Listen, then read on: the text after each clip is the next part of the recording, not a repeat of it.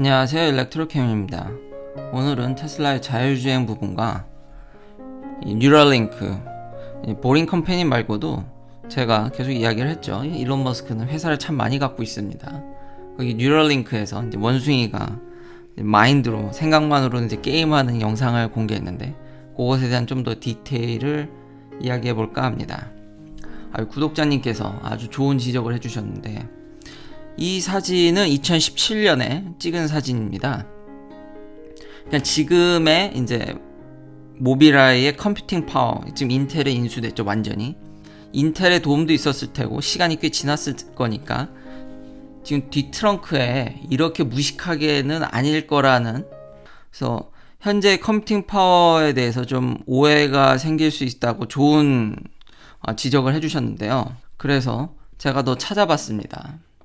2021년 기사에 여전히 트렁크에 이만큼 있죠. 근데 이 사진도 과거의 사진일 수 있습니다. 회사 홈페이지, 이 회사도 유튜브 채널이 있습니다. 더군다나 이제 CES 2021년, 그러니까 올 1월 달에 소개를 했죠. 뒤에 보시면 여전히 꽤 컴퓨터가 많은 부피를 차지하는 것을 알 수 있습니다.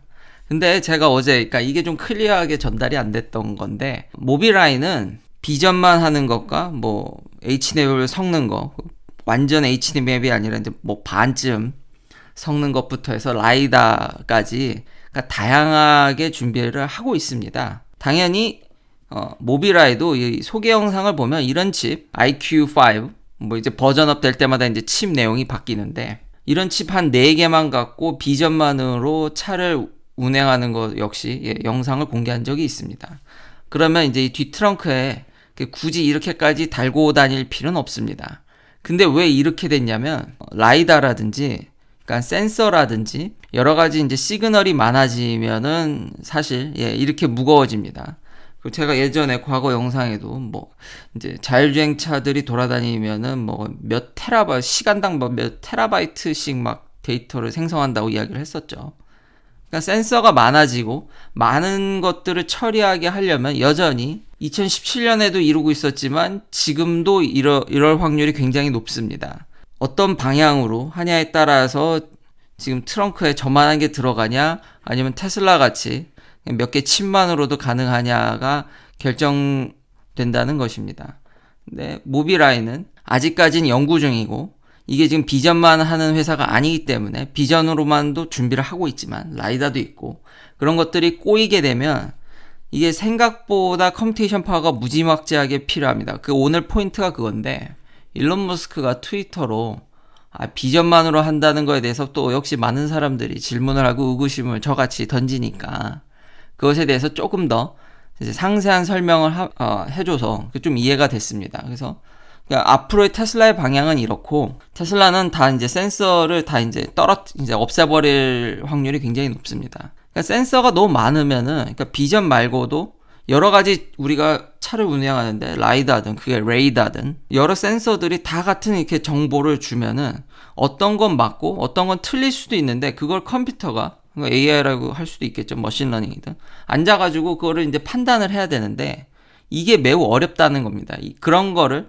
이게 정보가 맞는지 틀린지, 이걸 써도 되는지 안 되는지, 이걸 어느 정도 믿고 가야 되는 거지, 이 정보랑 비전이랑 도대체 어떻게 섞어야 되는지, 이러면 이렇게 되는 겁니다. 그래서 일론 머스크는 지금 괜히 이거 시그널 투 노이즈 레이쇼라고 해서 센서가 많아도 그게 의미 있는 그 정보들을 주지 않으면은 오히려 컴퓨터만 이게 머리가 아파지는 거죠. 그렇기 때문에 충분히 비전만 지금 잘 작동하고, 지금 비전의 이런 성장 속도가 빠르니까 이것만 해도 충분히 가능하다고 테슬라는 보고 있는 것 같습니다.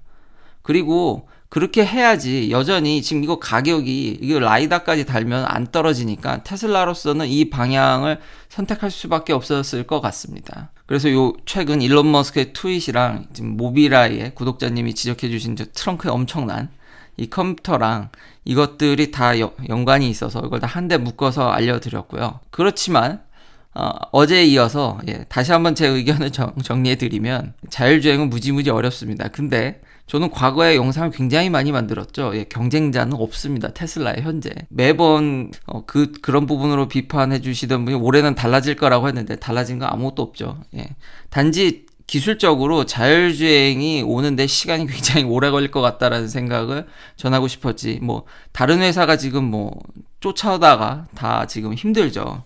그래서 또 한번 저의 이제 특기인 경쟁사들은 뭘 하고 있나 보면은 절대로 전기차를 만드는 건 쉬운 일이 아닙니다. 그러니까 기존 내연기관 회사들은 내연기관을 잘 만드는 거지 전기차를 잘 만드는 게 아닙니다. 그러니까 이 회사들이 뛰어들어 온다고 해서 갑자기 전기차를 무지막지하게 잘 만들거나 이럴 확률은 아무래도 근데 기본적으로 이건 자동차를 떠나서 쫓아오는 사람이 좀 더 빨리 쫓아올 수 있기 때문에 거기에 대한 이점이 있을 뿐 테슬라가 겪은 문제를 회피하기는 어렵습니다. 예전에 이제 테슬라 모델 S 초기 버전들이 이런 문제들이 많았는데요. 이제 12V 배터리, 모델 3 초기 버전도 저는 좀 그 후에 샀으니까 지금 이게 12V 배터리가 포드 막이죠. 이게 나가버려가지고 메인 배터리는 충전이 되어 있음에도 불구하고 12V 배터리가 나가버려서 이제 딥슬립에 빠져서 자동차가 이제 돌덩이가 됐죠. 근데 문제는 이게 한 대가 아니라는 겁니다. 이런 에러가. 지금 여러 대가 걸려 있고요. 그래서 예전에 이거 테슬라가 겪었던 문제가 생각이 나서 이렇게 갖고 왔고요. 당연히 포드는 OTA가 된다고 그렇게 얘기를 하지만 이걸 고치려면 딜러십에 가셔야 됩니다. 예, 쉽지가 않죠.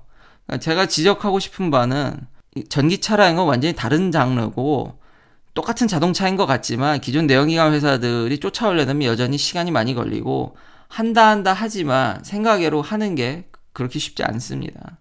플러스 노조라든지 딜러망 계속 얘기하고 있죠. 근데 그런 부분들이 그러니까 기술적인 면을 떠나서 그런 부분까지 지금 발목이 잡혀 있기 때문에 경쟁자는 올해도 없고 근데 이런 식으로 가다가는 내년도 없을 것 같은 생각이 제가 이 채널 초기에는 2021년까지는 경쟁자가 없고 22년쯤 돼야 이제 나오겠다 싶었는데 자꾸 이런 식이면은 2022년도 힘들지 않을까 경쟁 회사들은 그런 생각이 듭니다.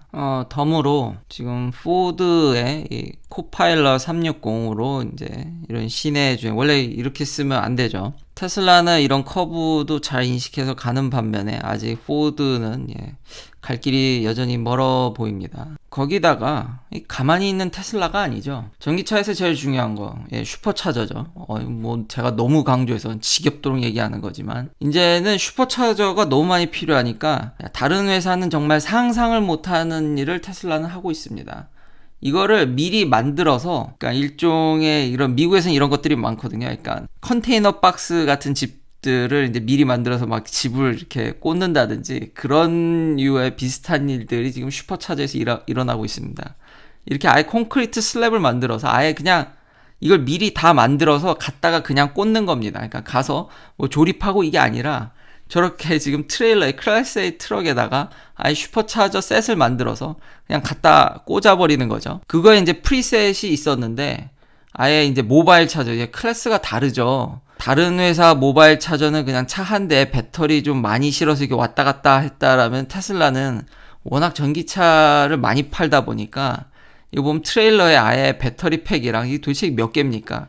이게 테슬라가 자랑하는 모바일 차저입니다. 이런 것도 있었는데 아예 이걸 더 버전업 시켜가지고 그냥 갖다가 이거를 설치하고자 하는 위치에 이제 전기 규격만 맞게 포트인 포트아웃만 맞춰서 언제든지 가서 그냥 바로 그냥 확장할 수 있게 이런 시스템까지 고안하고 정말 다른 회사에서 볼 수 없는 엄청난 혁신. 이것도 굉장히 큰 혁신입니다. 그렇기 때문에 테슬라가 무지막지하게 슈퍼차저를 깔아댈 수 있는 겁니다. 지금 이미 테슬라가 까는 속도는 속도가요. 그러니까 숫자는 이미 한참을 압도했는데 지금 까는 속도가 최근에 이런 뉴스들을 보면은 경쟁사들보다 더 많이 깔고 있습니다. 속도 자체가 이미 다르기 때문에 경쟁사는 없습니다. 다만 다시 한번 이야기해드리지만 자율주행이 굉장히 오래 걸릴 것 같다라는 그리고 마지막으로 이 뉴럴링크라고 해서 이제 뇌에다 링크를 만드는 거죠. 그전엔 제가 아마 돼지로 실험한 거, 그래서 돼지의 이런 데이터를 분석한 것들을 알려드렸는데 이번엔 원숭이입니다. 그래서 이제 점점 휴먼 트라이얼에 가까워지고 있는데 괜찮은 기사가 나와서 그러니까 정확히 알 필요가 있다라는 거죠. 그러니까 뉴럴링크가 마인드로, 그러니까 생각만으로도 이제 물체를 옮기는 거를 고안한 게 아니라, 뉴럴링크의 강점은 말 그대로 회사 이름답게 링크를 잘 만드는 겁니다. 그거를 꼭 알아두실 필요는 있을 것 같아서. 근데 그것도 쉬운 일이 아니죠. 그러니까 이미 보면은 이 기사에서 나왔듯이 2012년부터 사람들은 이미 생각만으로도 로봇을 움직이는 작업을 했습니다. 근데 그걸 뇌랑 이게 링크 시키는 게 어려웠던 거죠. 그리고 설령 이제 다 뇌파가 어떻게 움직이는지를 다 안다고 하더라도 그것들을 전달하고 컨트롤하게 하는 장치들이 엄청 컸습니다. 그래서 실제 프랙티컬하게는 쓰기 어려웠는데 뉴럴링크는 그걸 엄청 작게 만들었습니다. 그럼 이렇게 되면 아까 말한 일론 머스크가 얘기한 시그널 투 레이시오가 이제 문제가 되죠. 왜냐하면 우리 뇌파는 다양한 생각을 하고 움직이는데 뭐 생각하는데 여러 가지 복합적인 시그널들이 다 들어오는데 그것들을 어떻게 걸러내고 그 일렉트로드들이 이런 대규모 빅데이터, 우리 뇌를 빅데이터로 이제 분석을 해서 필요한 것만 거기서 이거 분해할 수 있는 능력이 있냐라는 거죠. 그게 이제 뉴럴링크의 강점인 거죠. 저렇게 작게 만들면서 저거 와이어리스로, 심지어 블루투스로 이걸 커넥을 한다는 게 예전에는 그걸 와이어로 했었어야 되지만 이렇게 지금 무선으로 이러면 또 거기서도 노이즈가 또 낄 텐데 그런 것들을 다 제하고 필요한 것들의 거시적인 것만 딱 뽑아내는 이 능력, 그런 부분이 뉴럴링크의 강점이라는 것을 이미 인간은 아주 옛날부터 생각만으로 물체를 움직이는 것에 이미 도달해 있었지만 이거를 편의성 있게 고안하지 못했고 노이즈가 많이 끼는 거에 대해서 해결을 못 냈는데 이 뉴럴링크가 그런 것들을 잘 하고 있다라는, 뭔가 오늘의 주제는 정리를 하다 보니 일론 머스크의 트윗답게 이 시그널 투 노이즈 레이시오가 오늘의 주제가 되지 않았나 싶습니다. 긴 영상 시청해주셔서 감사합니다. 내일도 테슬라 관련 이야기들로 찾아뵙겠습니다.